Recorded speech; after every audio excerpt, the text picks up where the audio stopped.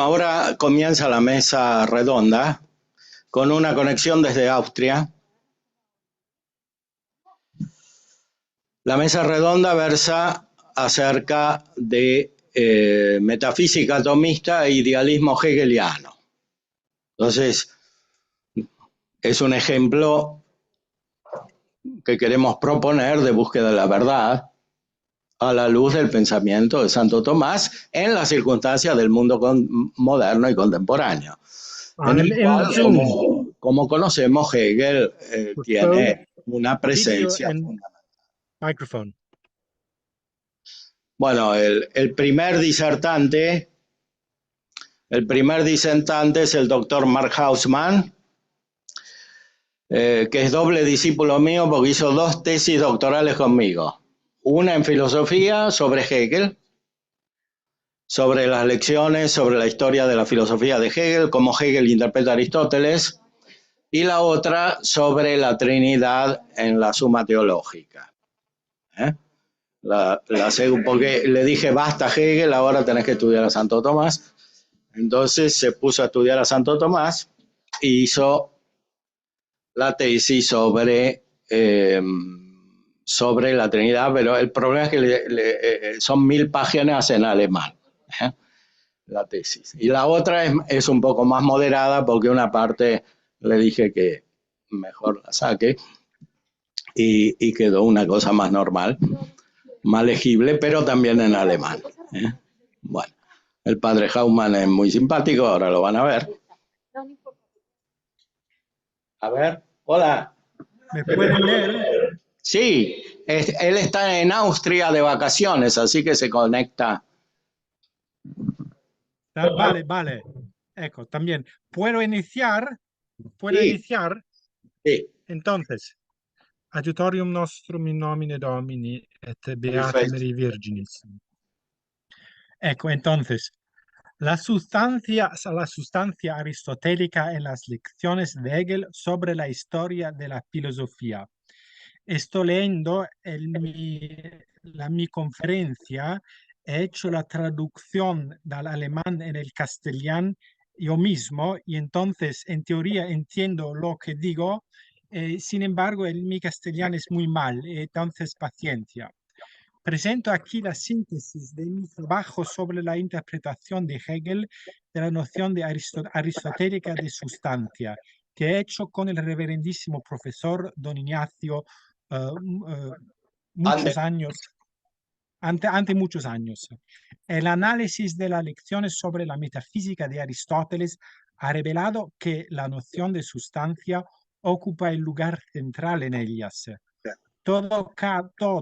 Cada tema tratado a lo largo de las aproximadamente 20 páginas que nos ha legado Carl Ludwig Michelet gira en torno a este único tema de la metafísica aristotélica, que se explica paso a paso en cadencias.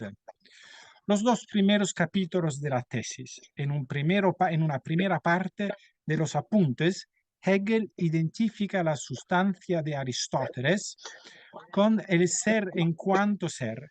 Este ser como sustancia no tiene otras causas, sino que solo puede estudiarse a la luz de los principios, entendidos en el sentido de sus propios momentos racionales o conceptuales.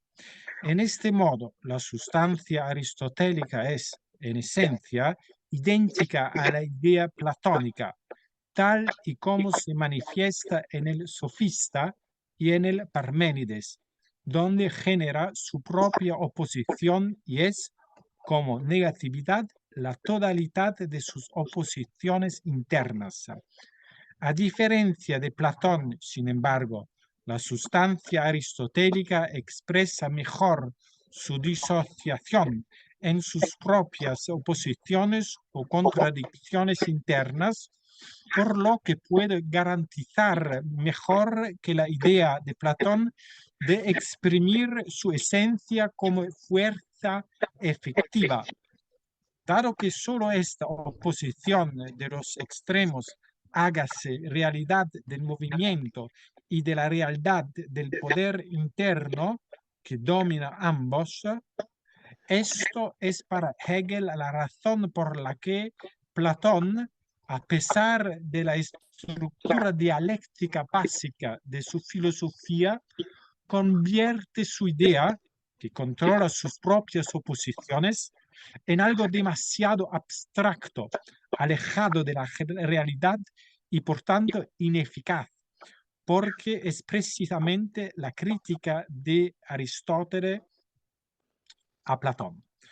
Por el contrario, se ha demostrado que debemos entender la sustancia aristotélica como ese principio dominante dentro de los elementos, capaz de mover sus partes como poder espiritual.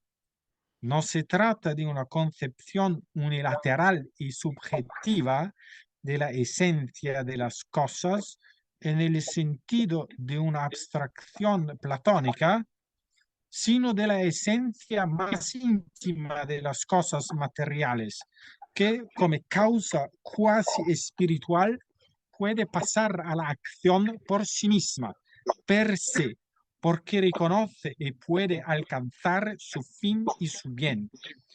Hegel ha reflejado esta esencia, por así decir, intelectual de las cosas, que tiene la capacidad inherente de mantener sus propios elementos de forma espontánea y natural, por decirlo así, juguetón, bajo su propio dominio, con el término griego logos.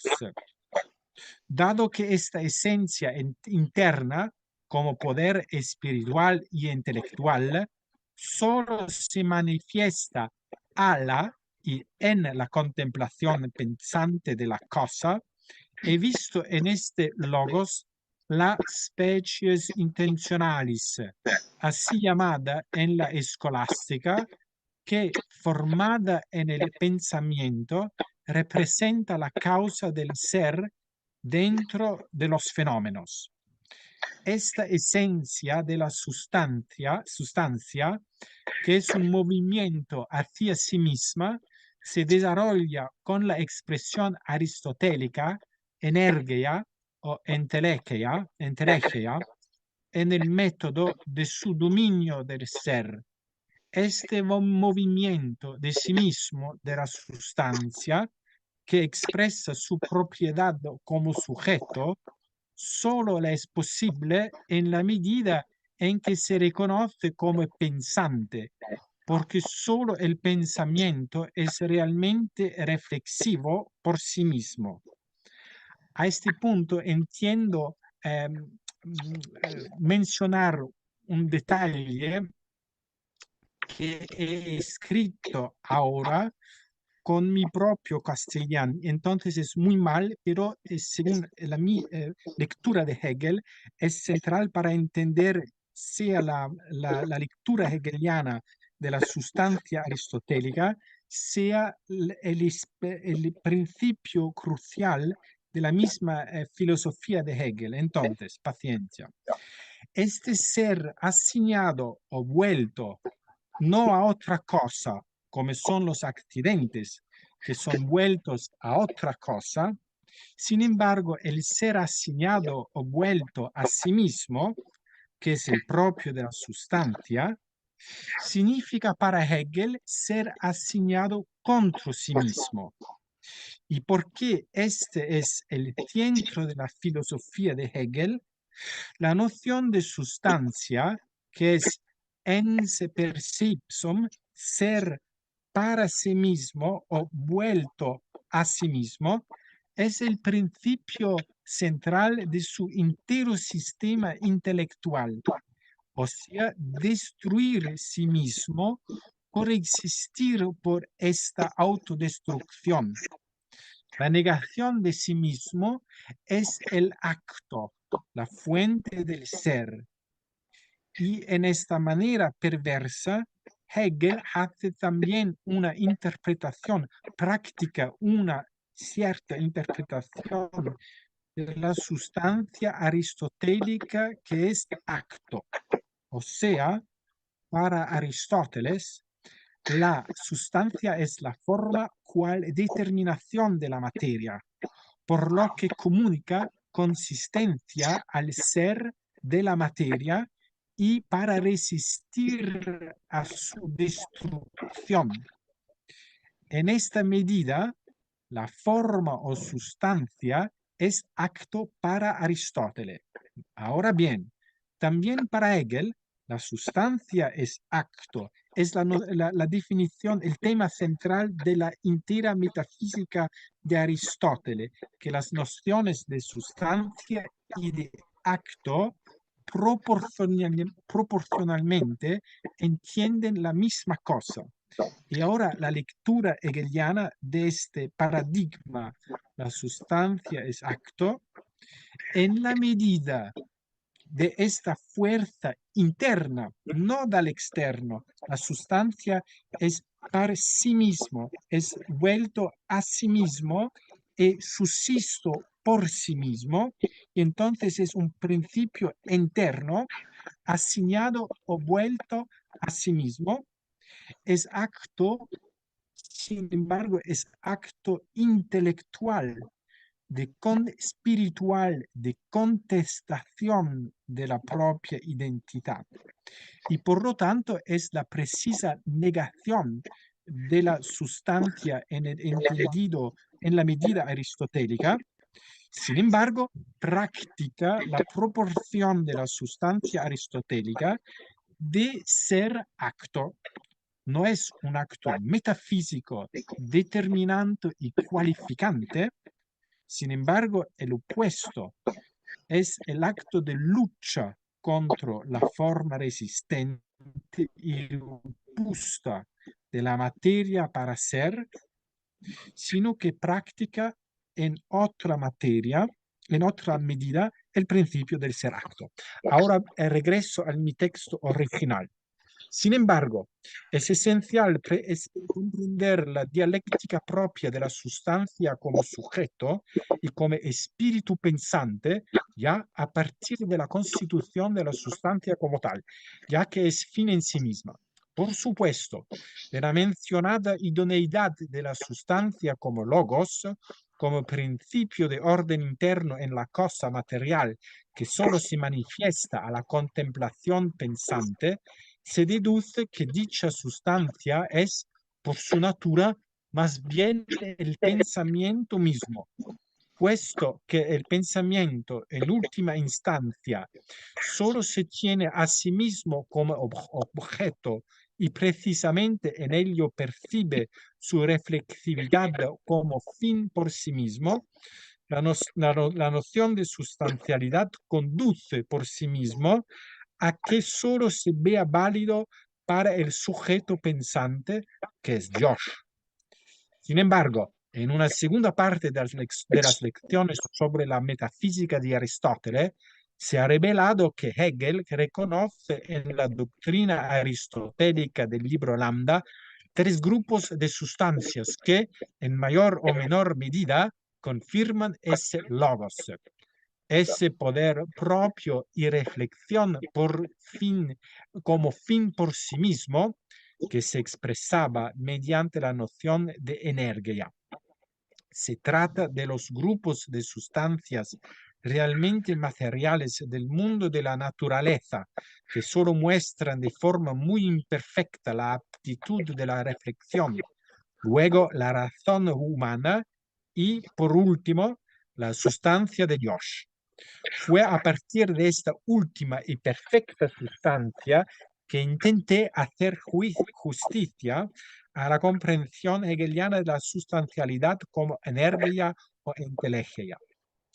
Porque en medio de las explicaciones de Aristóteles sobre la prueba y la causalidad de Dios, el Estagerita presenta la sustancia de Dios como fin por, en el original griego antiguo, hugeneca tini, que a diferencia del fin de, o sea, hugeneca tinos, ya existe por sí misma como sustancia propia. Partiendo de la similitud literal de este fin aristotélico con el fin perfecto hegeliano, que solo se dirige ordina a sí mismo, he intentado mostrar cómo solo la naturaleza del fin, que se vuelve solamente hacia sí misma en cuanto acto puro en Aristóteles, expresa una perfección como sujeto ya existente y, por lo tanto, excluye toda potencia de sí misma. Sin embargo, este fin divino posee la aptitud de la perfección y del bien para todo lo demás excepto Dios. En contraste con este fin en la medida aristotélica, que ya es actualidad llena, en la concepción del fin de Hegel, yo reconocí esa forma del fin de, que solo existe potencialmente, ya que él entiende la perfección en su idoneidad inmediata como el motivo aún por realizar y por lo tanto como la causa. Este fin es también acto y sujeto, pero precisamente por eso se divide en dos extremos y se mueve hacia sí mismo.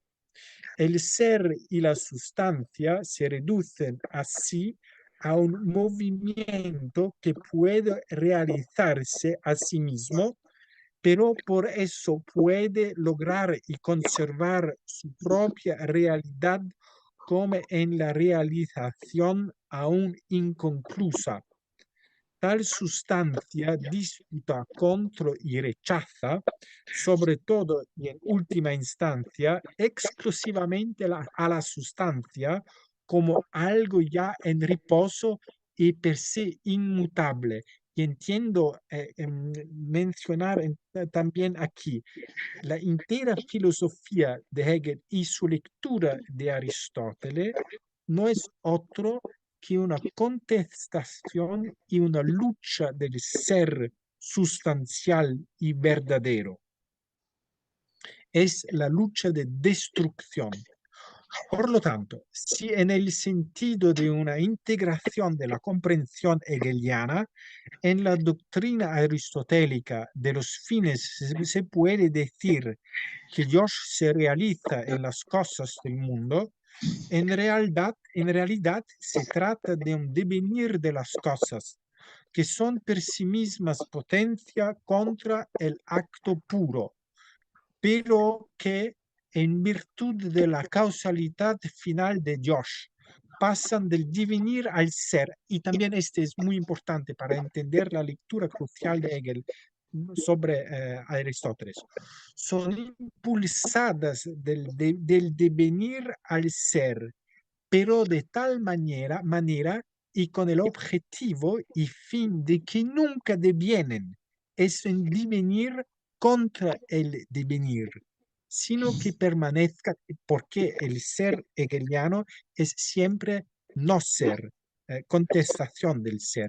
Y si es devenir el movimiento um, uh, verso vuelto al ser, es lógicamente un devenir vuelto contra el devenir, una contestación, una constante destrucción del devenir para reiniciar, recapitular el nuevo devenir. Y este es el acto, sino que permanezcan siempre en un movimiento que debe impedirse a sí mismo el movimiento hacia el fin, para moverse hacia un nuevo movimiento. Y también en esta manera, en esta medida se puede formular la noción hegeliana de metafísica y de ser, es una oposición a la causa final, porque el fin es ser, es perfección, es estabilidad robusta, resistencia. Y entonces la entera filosofía hegeliana es un acto como energía contra el acto como entelegia.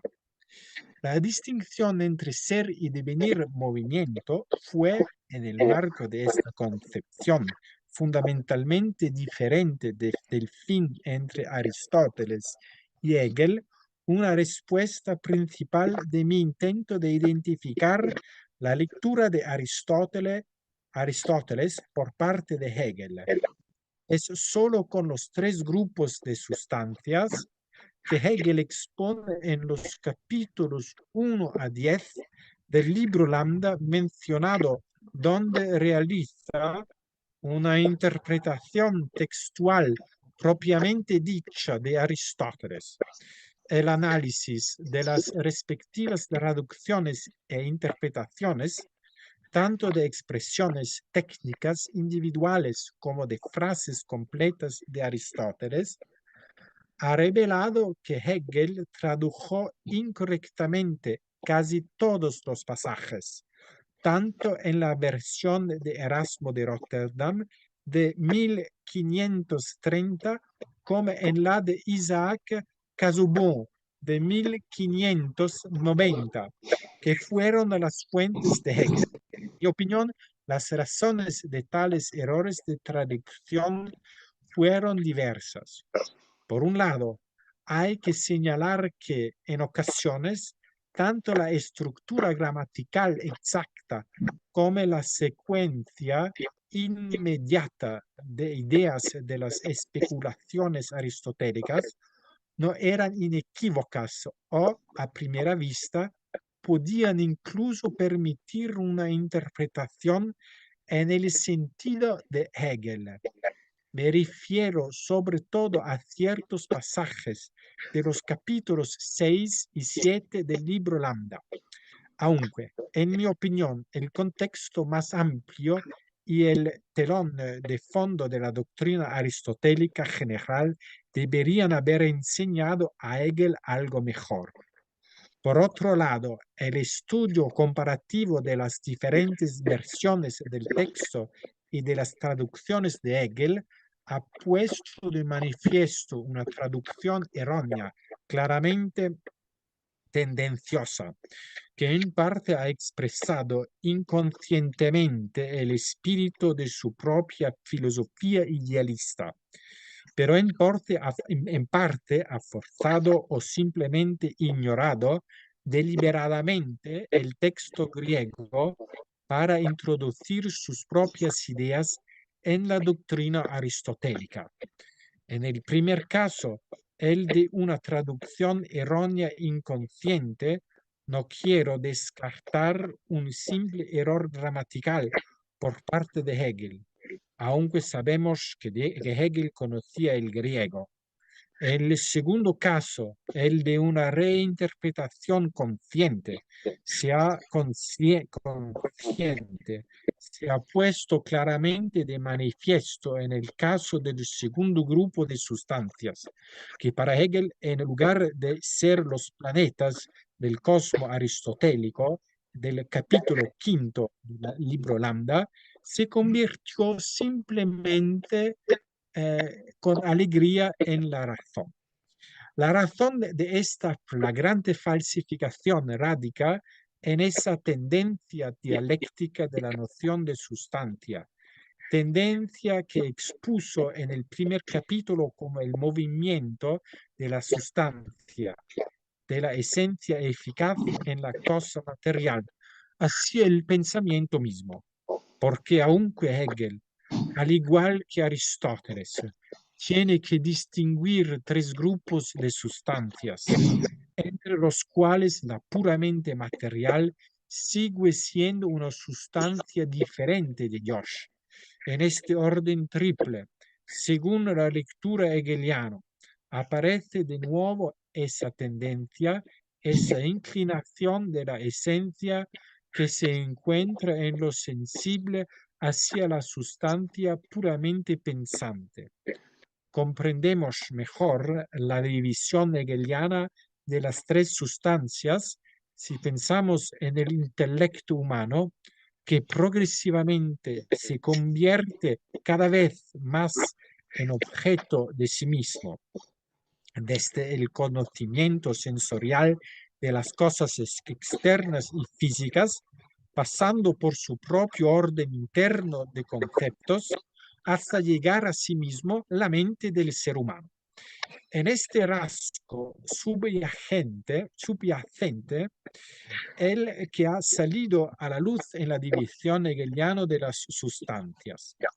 Sin embargo, yo entendí esta sistematización por parte de Hegel solo como un intento por su parte de mostrar una conexión interna entre las sustancias aristotélicas, sin quitarles a las tres su sustancialidad realmente distinta.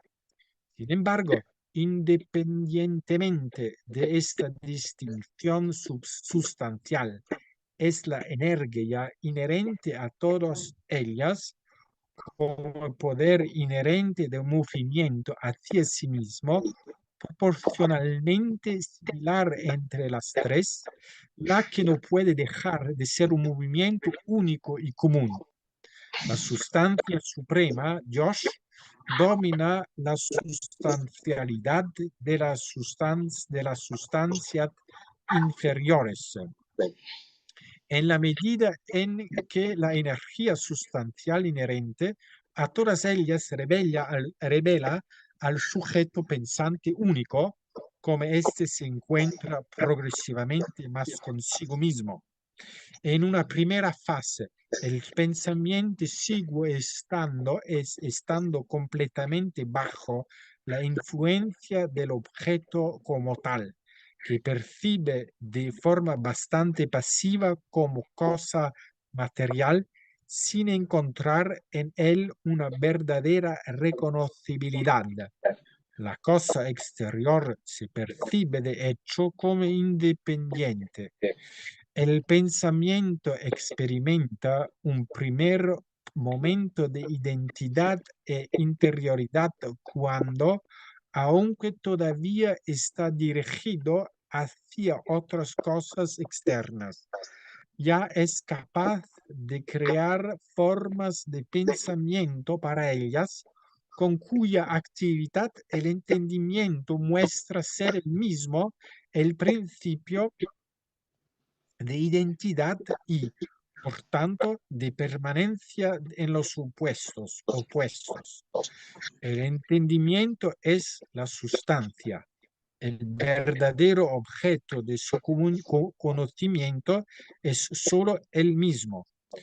Sin embargo, la identificación completa del objeto consigo mismo como pensamiento solo se produce cuando la inteligencia ha superado por completo la exterioridad de su objeto y experimenta que todo lo demás es solo un momento de sí misma. En este punto, la sustancia es Dios mismo. Esto no cambia el hecho de que, según la interpretación de Hegel, ese poder y unidad sistemáticos de pensamiento, como ya se ha dicho, solo son fundamentalmente en el orden mundial aristotélico. A pesar de toda la unificación que experimentan las sustancias en virtud de su sustancialidad propia a cada una, ser incluidas en un proceso de pensamiento divino, es esa perfección de la sustancia hacia el sujeto no se logra por completo en Aristóteles. Sin embargo, la razón de tal interpretación a los ojos de Hegel, imperfección que yo veo como tal en relación con el idealismo consumado, no se debe a un obstáculo contra la orientación dialéctica en Aristóteles, sino más bien a la forma muy particular en que el estagirita desarrolló su tipo de dialéctica en la lectura de Hegel.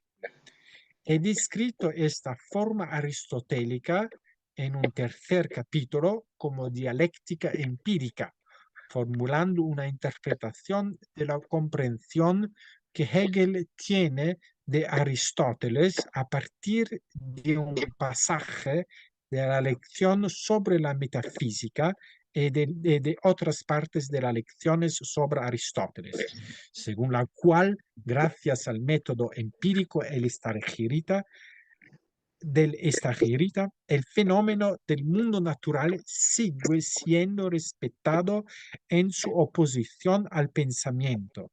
Esto difiere de la dialéctica idealista en que el ser material de Aristóteles también se entiende como realmente diferente y permanentemente independiente del pensamiento.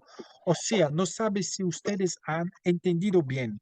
Para Hegel, la filosofía, la metafísica de Aristóteles es, para decir así, es un Hegel imperfecto o inferior.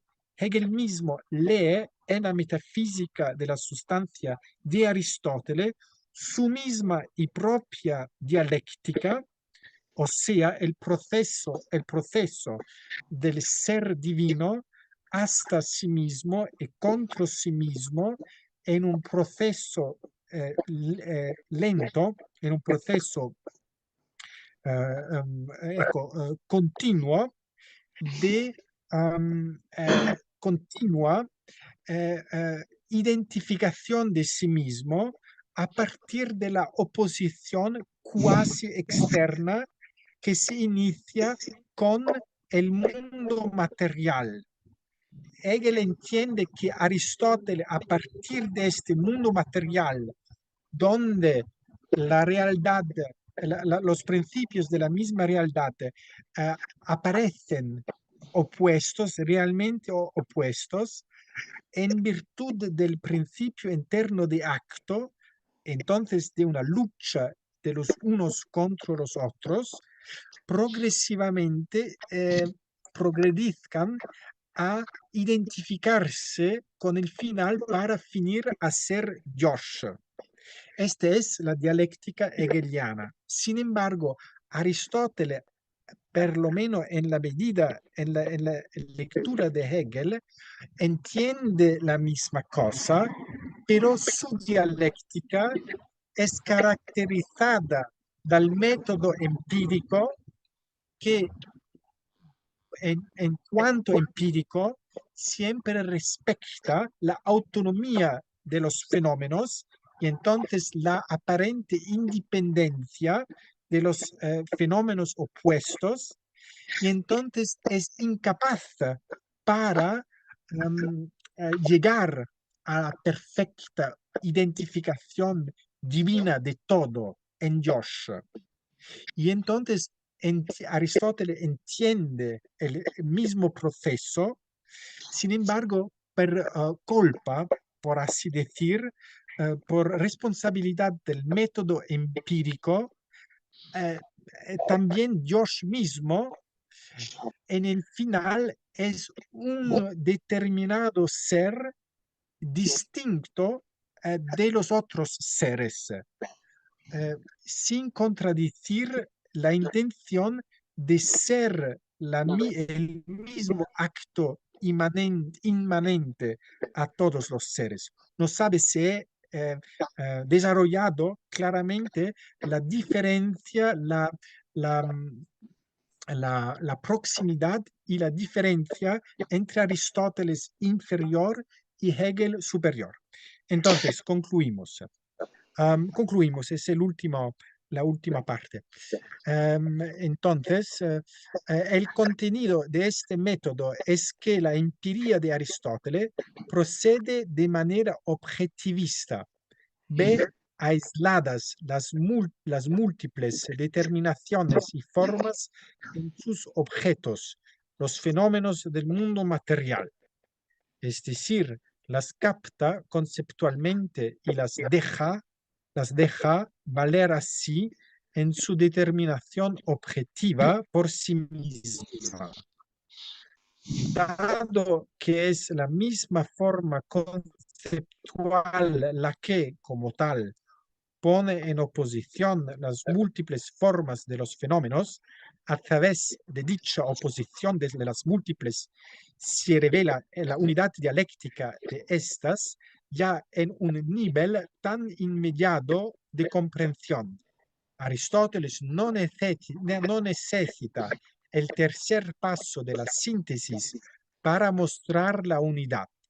Hegel, aunque llevó al máximo la conclusión dialéctica de una unidad de las muchas sustancias en el ser, también respetó el nivel de la dialéctica aristotélica, ¿vale?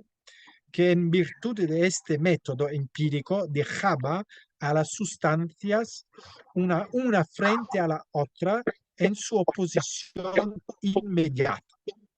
Por supuesto, tal dialéctica inferior bloquea la verdadera unidad que se ve impedida por el hecho de que, a pesar de toda su identidad dialéctica, las oposiciones en Aristóteles son en realidad solo cosas independientes, es decir, sustancias.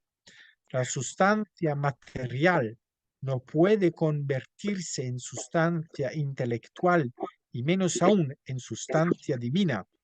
Así, mientras Aristóteles, en contraposición a Platón, quería garantizar la unidad especulativa, resaltando la oposición, corría el mismo riesgo que Platón de perder esa unidad que su maestro también perdió al manifestarla de forma demasiado explícita.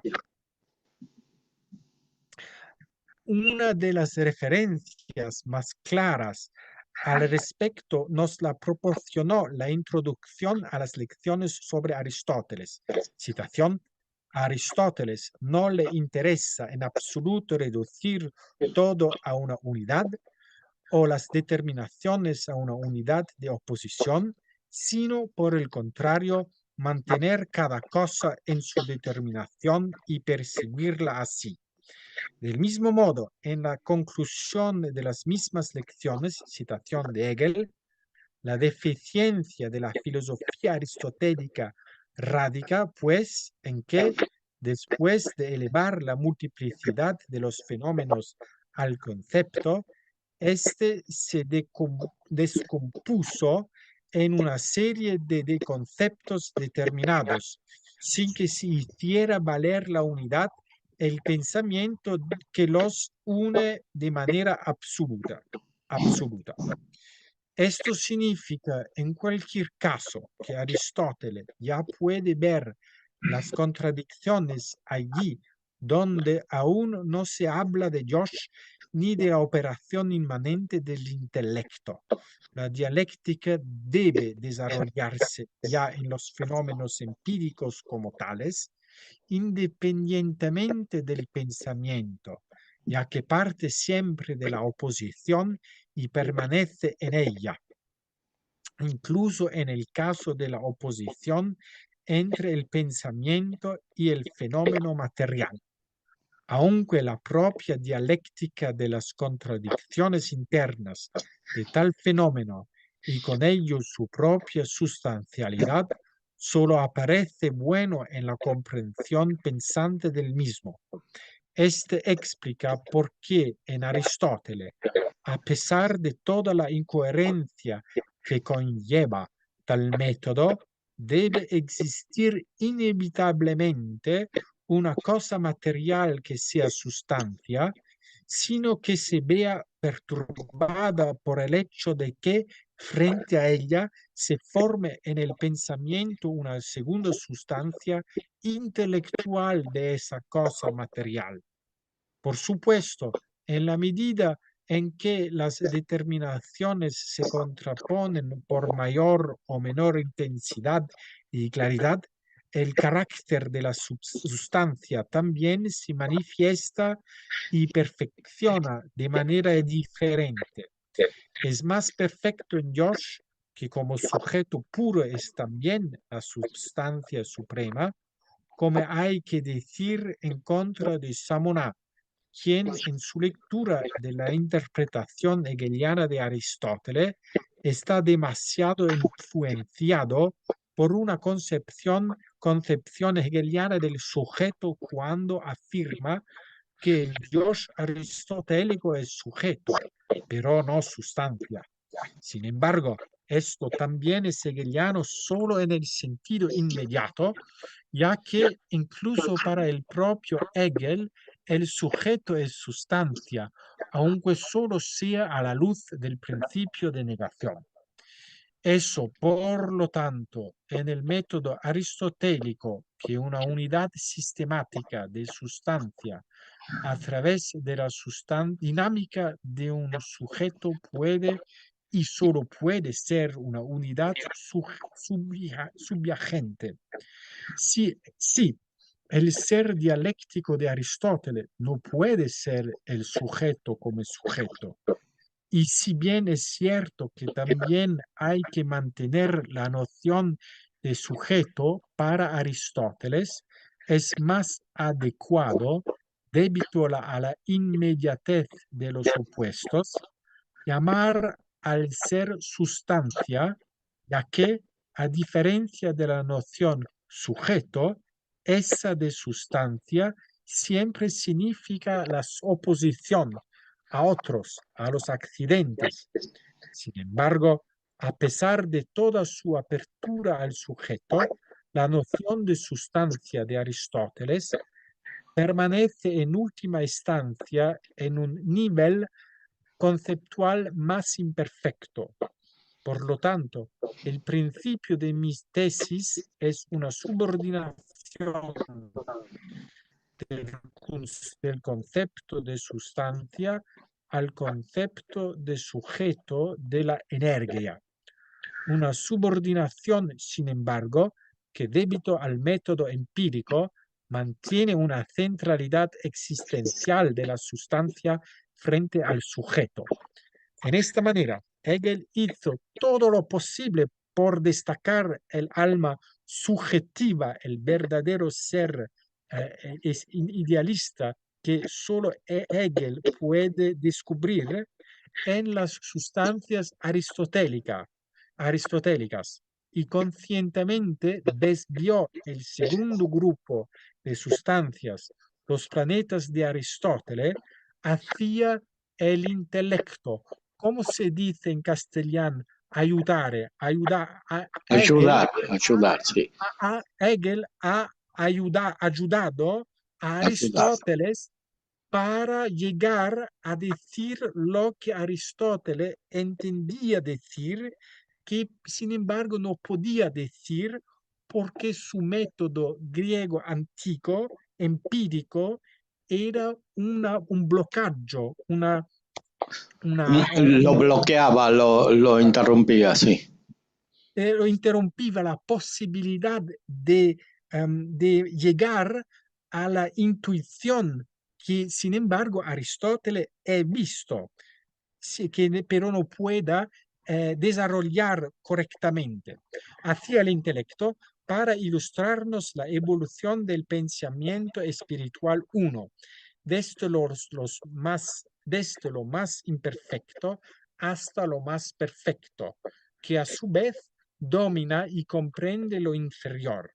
En realidad, sin embargo, esta evolución del pensamiento no era más que la evolución de nuestra comprensión filosófica contemplativa, que no era la evolución de las sustancias en sí misma, sino solo la evolución de una noción común de sustancia, como cada vez resulta más claro. Pero es nuevamente el mismo método aristotélico de correspondencia en la oposición, incluso entre el pensamiento y el ser empírico, el que nos permite, como un concepto de sustancia desarrollado de esta manera, disponer de una medida válida que realmente corresponde a la diferencia ontológica de las sustancias reales como sustancias, siempre que entienda las muchas sustancias como permanentemente distintas. Si tal comunidad ontológica como proporción de la sustancialidad representa también una primacía ontológica débito a su más y menos, entonces esta nota de sustancia, que es la energía y la subjetividad, es también en Aristóteles una presencia realmente eficaz de esta sustancialidad que en la sustancia más perfecta, es decir, en Josh, es el sujeto y la sustancia determinada misma. Josh, ya en Aristóteles, es acto puro, es decir, es la misma energía. Así, esta sustancia domina a las sustancias inferiores en su propia sustancialidad, cuya dependencia sustancial ha expresado mediante el concepto de participación en Aristóteles, según la interpretación de Hegel. Es decir, cuando vemos en Aristóteles como la sustancialidad común a todos los seres, en el mundo empírico se manifiesta cada vez más perfecta y propia como sujeto propio, esa sustancialidad domina como sujeto propio todas las sustancias desde dentro y las establece así como sustancias. Entonces, dicha sustancialidad como sustancia perfecta, como sustancialidad subjetivada, no es más que una sustancia determinada y propia. La sustancia universal, por supuesto, no unívoca, sino análoga y común, se convierte finalmente en sujeto, pero decepciona. No es todas las sustancias, es solo una entre muchas. ¿Vale? Es decir, Josh, el Josh distinto de nosotros. Esto significa que a la inversa, la noción aristotélica de sujeto también se ve afectada. El sujeto no es todo lo que existe, sino solo un sujeto frente a Josh, a otros. Gloria Patri et Filio et Spiritui Sancto, sic ut erat in principio, nunc et semper et in saecula saeculorum. Amen. Nos cum prole pia, benedicat Virgo Maria. Bene, muy bien, Marco, muchas gracias por esta excelente y científica exposición, porque Marco estudió muchas veces la metafísica de Aristóteles, la leyó muchas veces. ¿Cuántas veces leíste la metafísica de Aristóteles? No sabe, es la Biblia filosófica, entonces debemos siempre meditar y venerar a Aristóteles el divino. Y entonces la ley 3 veces en modo completo y muchas veces en parte. Muy bien. Es un ejemplo de cientificidad filosófica, porque estudia a los dos autores en su idioma original, por supuesto Hegel en alemán, que es su lengua, y Aristóteles en griego, y manifiesta cómo Hegel, por su espíritu, cambia la letra de Aristóteles. No solo lo hace con Aristóteles, también lo hace con la Biblia. En las lecciones sobre la filosofía de la religión cambia el texto de la Biblia. Porque a tal punto llega su espiritualidad hegeliana, es la fenomenología del espíritu, el espíritu que se manifiesta, ¿no? Se manifiesta en él y se manifiesta en todo, se manifiesta en las sustancias, se manifiesta en Dios, que es la primera sustancia, como sujeto, es decir, como espíritu. Bueno, a tal punto llega este espíritu que cambia la letra. No solo cambia la letra, sino que hace desaparecer la materia, ¿no? Porque en realidad todo lo que es real es racional y todo lo que es racional es real, ¿no? Marco, nosotros tenemos aquí una interrupción porque ya tenemos varias conferencias. Si te parece bien, podrías quedarte para nuestra continuación de la mesa redonda, como te parezca, porque ahí en Austria son las 10:30 de la noche, ¿no? Vale, sí, sí, no he entendido por qué yo debo siempre estar aquí para finir la traducción en italiano de mi otra conferencia su Fray Juan de Llanes, mi otra conferencia, Sí. tú mismo en el siglo XVI de la España, y entonces debo trabajar el mismo. Entonces me debe decir usted de esperar aquí o de vernos Esperar en aquí otra vez. No entiendo. media hora porque comienza el recreo y, o sea, Pero tenemos... entiendo concluir que Hegel hacía su trabajo de habilitación y es en el mundo germánico el segundo doctorado, la tesis de habilitación en filosofía, muy breve, muy concisa, un tema de la astronomía. Y su tiempo, los astrónomos crean han pensado que en una cierta galaxia estaban 8 planetas y después cuando Hegel ya era profesor, 20 años después, más tarde, los astrónomos han descubierto un otro planeta en esta galaxia y Sí. Hegel no sabía este hecho.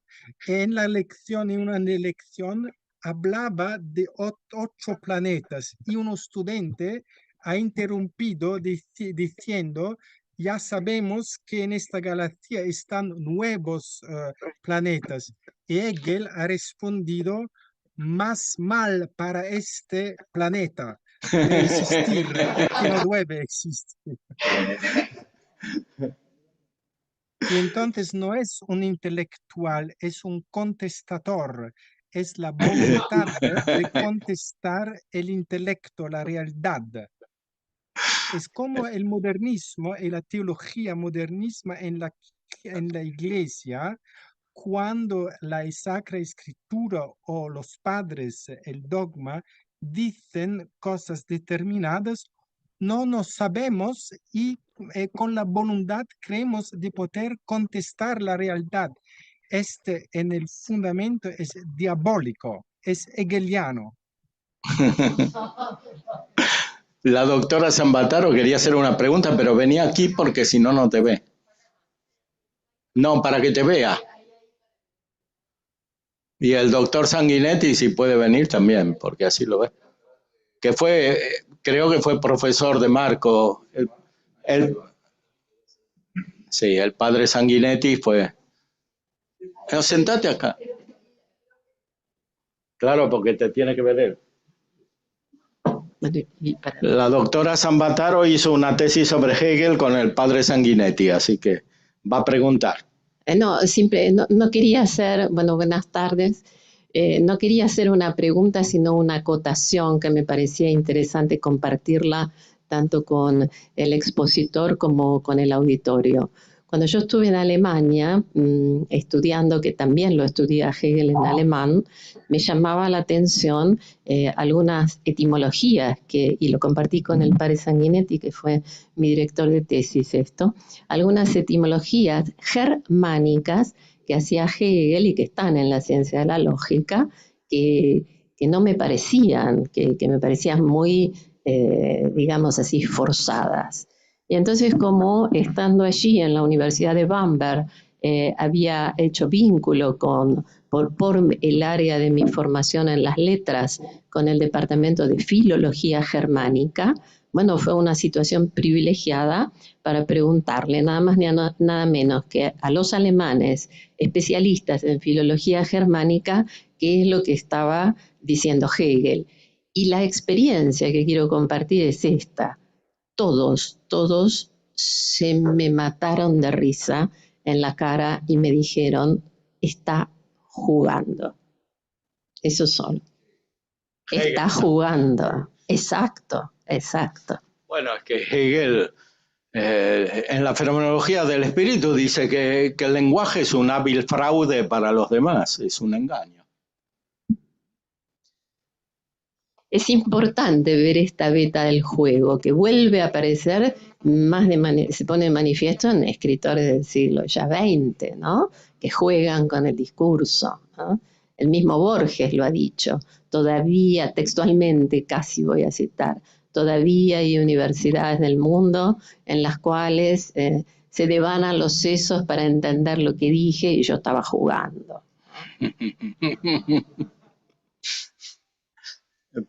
Aquí está el papel. Don Ignacio, ¿me puede traducir este punto crucial? Te lo dico in italiano, che la dottoressa Sambataro, che è anch'essa di origine italiana, è andata in Germania e ha chiesto a dei professori specialisti in Hegel, specialisti in filologia germanica, sulle etimologie che faceva Hegel delle parole in lingua tedesca, e questi hanno cominciato a ridere perché erano totalmente assurde queste etimologie. Sí, pero Hegel tiene una influencia, mayor en la historia no solo de la filosofía, sin embargo también de la teología, no solo protestante, sin embargo también católica, en el mundo germánico, y el entero concepto religioso del modernismo es basado sobre el ser hegeliano, que es un continuo divenir de negación de su forma anterior, es una lucha de la forma contra la forma determinada, y entonces una continua progresión como alteración, como continua negación.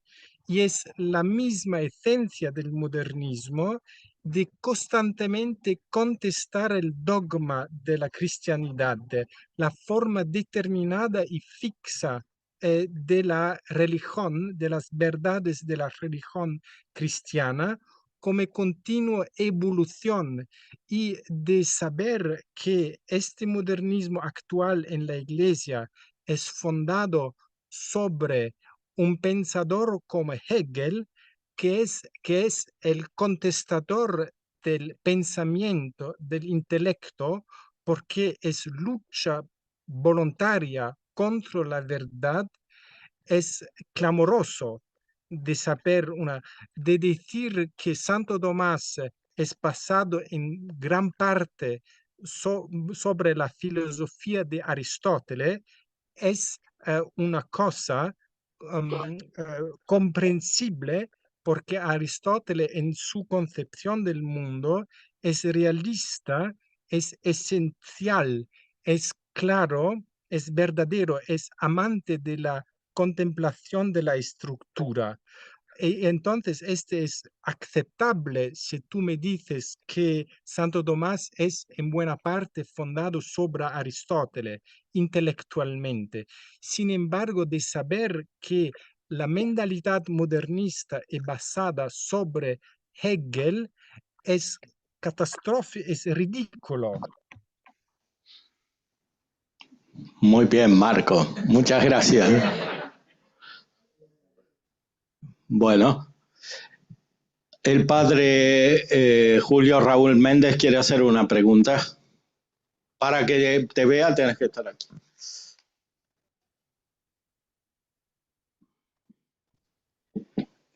Muchas gracias, Padre Marco, muchas gracias por tu exposición y por la gentileza de exponer en tan buen castellano. Felicitaciones.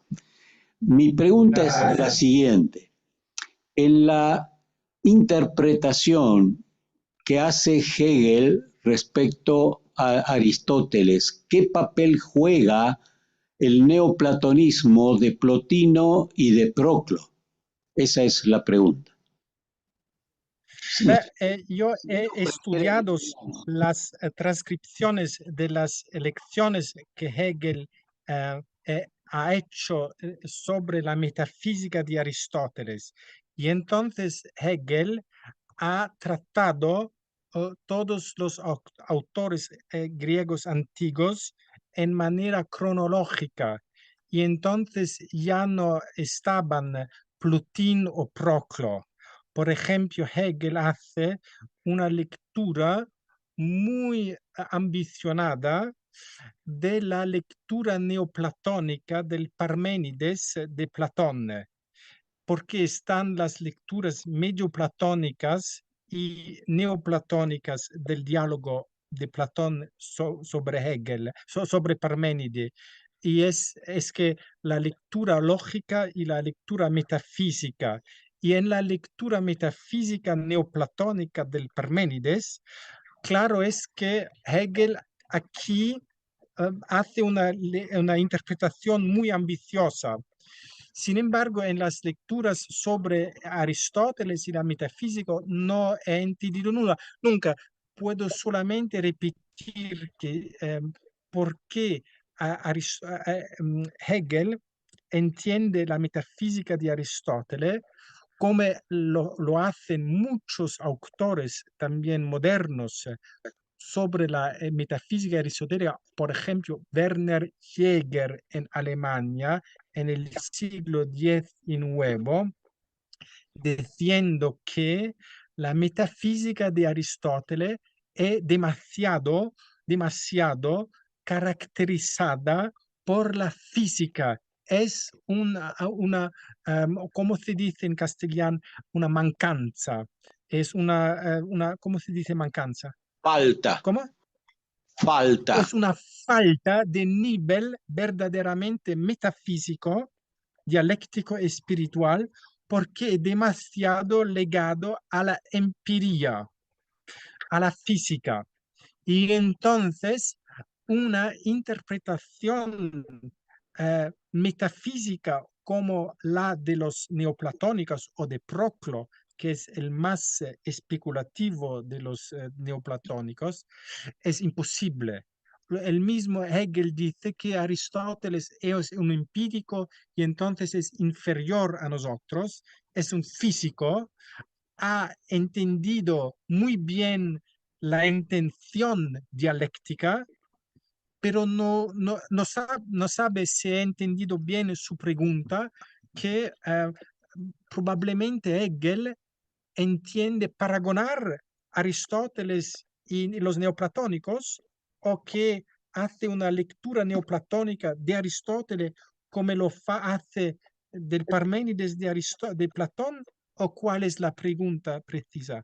Sì, piuttosto questo secondo, cioè se nell'interpretazione che Hegel fa su Aristotele è presente nella mentalità di Hegel un po' il pensiero di Plotino e di Proclo. No, Questa è la domanda. non che io sappia. No, non che io sappia.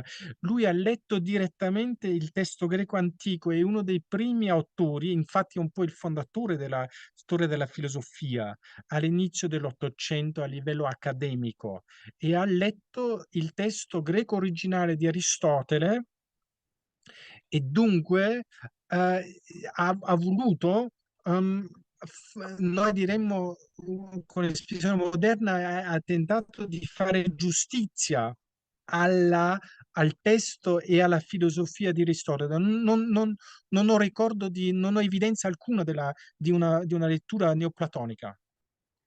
Bene, grazie. Grazie. Sì, c'è il libro di Beyer-Waltes, Platonismo e Idealismo, lì fa una ricerca sui collegamenti Sì. tra Proclo e gli idealisti, dunque sì, ci sono alcuni riferimenti. Lui esalta molto Proclo, sì. Proclo, sì. Va bene. Cioè poi è possibile che lui che Hegel, quando ha trattato i neoplatonici, che abbia fatto un riferimento su Aristotele, ma il mio lavoro è stato solo sulla sola metafisica di Aristotele, e quindi le diverse trascrizioni delle letture accademiche non hanno dato alcuna evidenza di un suo riferimento ai neoplatonici, non che io sappia. Sì, no, non si vede che nell'interpretazione di Aristotele abbia influito Proclo, certamente. Ah, ecco, sì.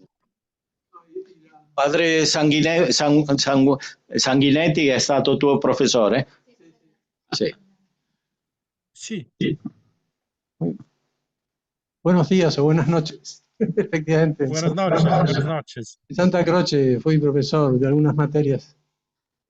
No, Sí, me preguntas sí. también si interviene en la lectura de Hegel Spinoza, ¿no? Spinoza porque la sustancia de Spinoza es fundamental, ¿no?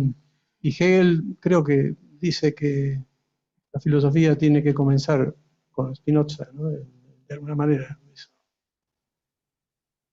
Se influye a Spinoza en la lectura que hace Hegel de la sustancia aristotélica. También de ese no hay evidencia de este hecho. Yo sabe que Hegel decía sobre Heráclito de Éfesos que la entera filosofía, que su propia filosofía es contenida en la filosofía de Heráclito. Y que este fuego, que esta destrucción continua es la esencia de la filosofía. Y no es coscienza, no sabe que el filósofo racionalista que es usted decía, no Leibniz, ma sí, Spinoza. Spinoza, Baruch Spinoza, no sabe de Bueno, lectura, de esta lectura. se entiende, o sea, cuando Hegel explica a Aristóteles, lo hace en modo hegeliano. Y cuando explica Proclo, lo hace en modo hegeliano. Y cuando explica Spinoza, también lo hace en modo hegeliano. Entonces, en ese sentido, es verdad que en la lectura de Aristóteles no influye ni Proclo ni Spinoza. Porque todo en Hegel es hegeliano. O sea, toda la ¿Por qué interpretación propone de una todos los filósofos es hegeliano porque en realidad toda la historia de la filosofía confluye en el pensamiento hegeliano. Entonces, eso, en ese o sea, sentido, en el texto mismo de las lecciones sobre la historia de la filosofía, es verdad que no aparece Proclo para interpretar a Aristóteles, ni aparece sí, vale. Spinoza. Sin embargo, está una razón muy coherente de este principio. ¿Por qué? Porque hemos dicho que el ser, para Hegel en general, el ser es acto de autonegación y de progreso continuo, es espíritu que entonces como movimiento debe pasar a través el tiempo para llegar a su perfección última. Es por lo menos lógico, coherente, que Hegel, cuando lee la historia de la filosofía, y debo insistir sobre la palabra historia, con necesidad, Hegel ve y interpreta en cada fase de la historia, del inicio de los primeros filósofos hasta sí mismo, hasta Hegel, cuando el espíritu divino llega a su perfección en su propia filosofía, que es Hegel mismo, debe necesariamente reconocer la cualidad de inferioridad y de superioridad progresiva para cada un filósofo a según de su posición histórica, cronológica en el tiempo. Y entonces es absurdo para la misma filosofía de Hegel de leer, por ejemplo, Aristóteles y Santo Tomás, porque Santo Tomás es en el siglo X en el siglo XII y Aristóteles es más de 1000 años antes.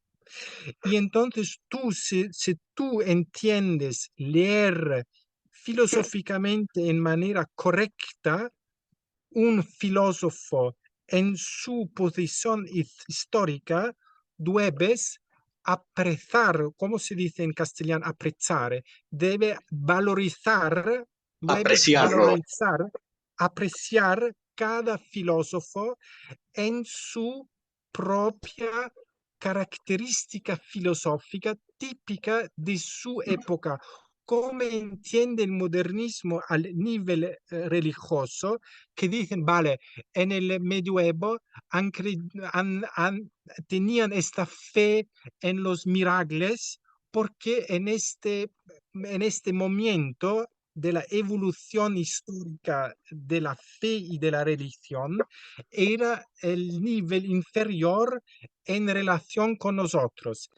Ahora bien, Aristóteles y su posición bien determinada en la historia del progreso del espíritu divino era el periodo empírico. Es un nivel, una cualidad filosófica muy inferior, pero si tú, da historiador de la filosofía, entiendes interpretar correctamente, o sea, científicamente correctamente, la filosofía de Aristóteles, no debes absolutamente leer Proclo o Baruch de Spinoza o Heráclito de entre Aristóteles, y sin embargo debes leer Aristóteles isoladamente. Y esta es la experiencia que yo he hecho de la lectura hegeliana del texto de Aristóteles. Solamente está su paragón con Platón. ¿Por qué? Porque Platón era el periodo inmediatamente antecedente a lo de Aristóteles y entonces es inferior en relación con Aristóteles, y Aristóteles hace la liberación de la forma, del eidos, de la idea, de su isolación intelectual con la noción de acto del mundo material como movimiento capaz de introducir la interacción entre los opuestos. Y entonces Aristóteles ya representa en esta larga historia de la filosofía que llega hasta Hegel mismo, una cierta progresión, pero es incorrecto al nivel científico de leer Baruch de Spinoza. Ustedes pueden muy bien corregirme que en las lecciones sobre la metafísica de Aristóteles se puede individuar una lectura de Spinoza, pero no recuerdo, es absurdo para Hegel. Muy bien, Marcos.